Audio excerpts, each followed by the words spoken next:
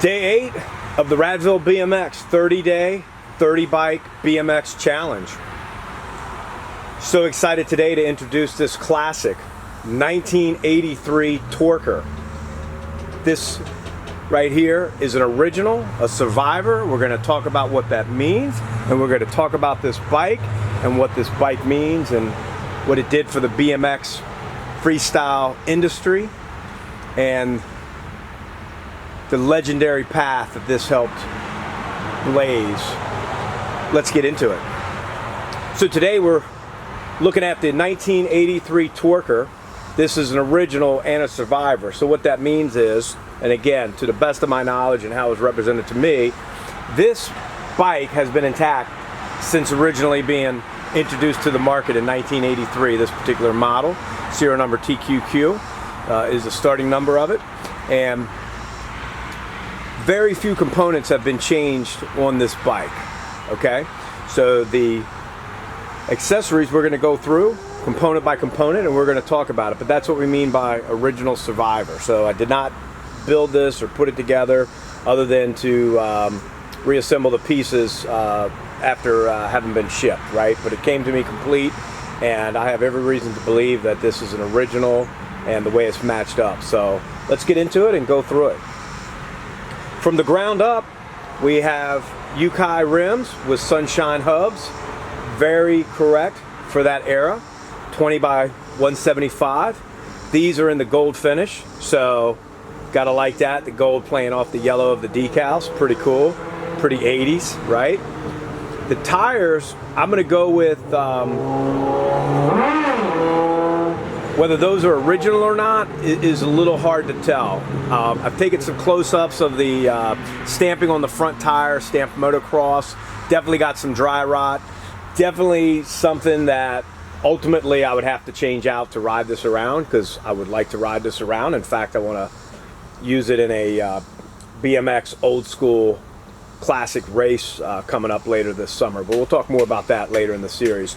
The back tire I know for a fact has been changed.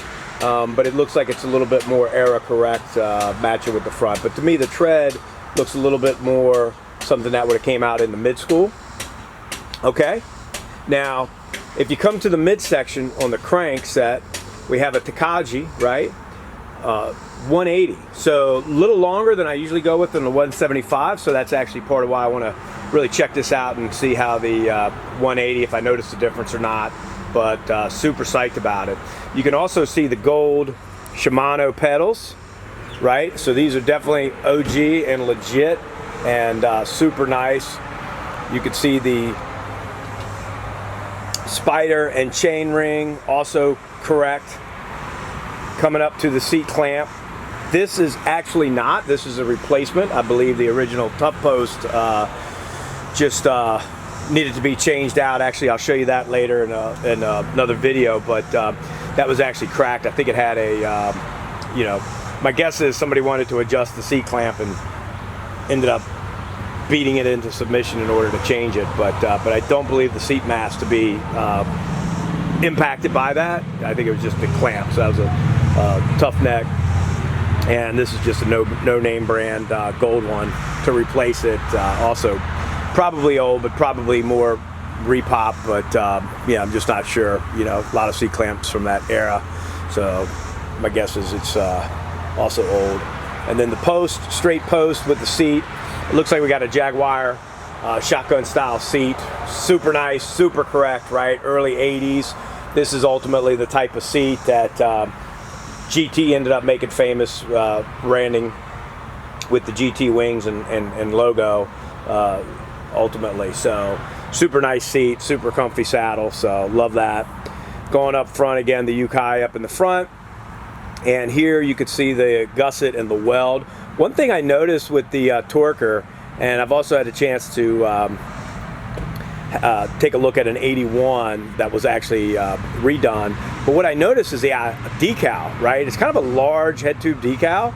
It actually wraps around to the gusset and covers up a little bit of that weld, so that's kind of interesting. I like that fact that this displays. And then another super fun fact here is this zeronine racing plate, right? The number. So this thing was ready to race. This was a racing machine, and clearly this thing enjoyed some days at the track.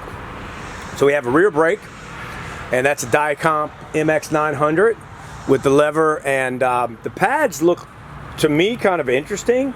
I would almost think those were replaced at some point, especially if it was a racer and that back tire was replaced, probably wore down some brake pads and wore out some tire tread, right? So it's almost like they're a disc brake pad. You know, the pad is almost like a disc. So I see that kind of common now. You'll see a lot of those in repop. It's not something I ever really rode with, so it's not a pad that I'm totally familiar with, but I can tell you that it grips and stops very well. So I do like that. And again, an original era Diacomp MX 900. And you know, my thought is that brake probably could have got upgraded after 83, right? So that brake could be a little bit newer, right? So, you know, 85, 86. I have to actually check out the stamping. I was looking at it, and it definitely is, you know, correct and you know, an original and authentic. I just didn't see exactly which year it is yet. Have to get into it a little bit more and take a look. Okay, so we talked about the double top tube. You can see this actually has a Torker pad on it, which is pretty cool. And coming up top, you see a mushroom style grip. They're actually not mushrooms, and I'm not sure whether it was, you know, exactly what the story is. So again, would almost expect grips to be changed through the years, but you know, with the wheels and the components being there, sometimes the soft goods getting changed. You know, in my definition of original Survivor, you know, that means somebody's riding it and changing it out, you know, as they're riding it, but it's still, you know, close to the same age. So, but it's hard to know, right? Can't carbon date the grips and the brake pads, but you know, they do look original and correct to the era. So one thing that's really cool is the handlebars are also correct, and the V style. So I'm going to go ahead and show you how those look once I turn the wheel, and you can see the stem and the bars with the pad on the stem and the bars, and they're super cool. So with that said, this again is the 1983 Torker, right?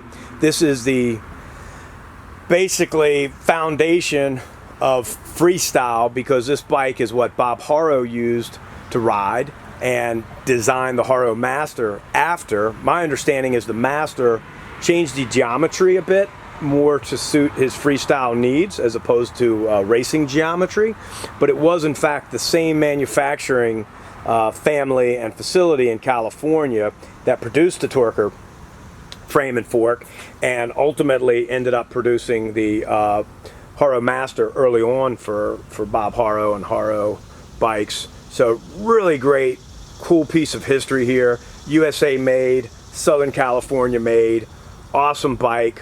Just totally stoked to bring this to you today on day 8 of the Radville BMX 30-day 30 bike challenge. Thanks so much for watching. Hope you've enjoyed this. Take care.